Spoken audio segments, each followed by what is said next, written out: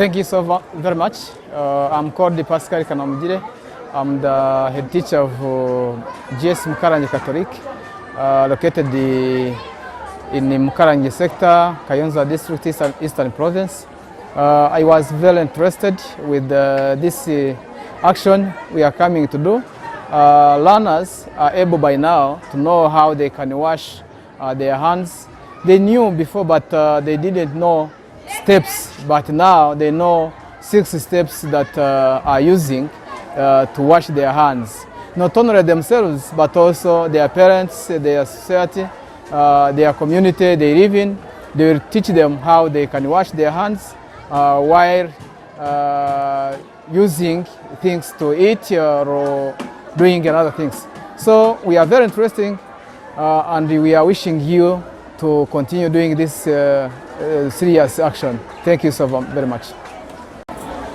Izina ryanjye Mutesi Rebecca, niga mu mwaka wa 6 amashuri abanza.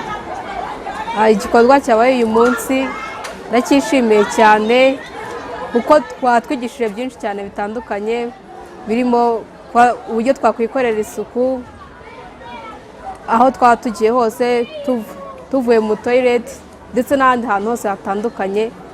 Ibyo byose tukaba twabimenye. Muri make igikorwa cyagenze neza cyane. Murakoze. Amazina yanyita Mugisha Emmanuel, nkaba niga mu mwaka wa 4 amashuri abanza, mfite imyaka 14. Rero igikorwa cyakoreye hano twakishimiye, cyatwigishije byinshi birimo kwisukura, byatumye tumenya uko tugomba gukora isuku ku mubiri wacu.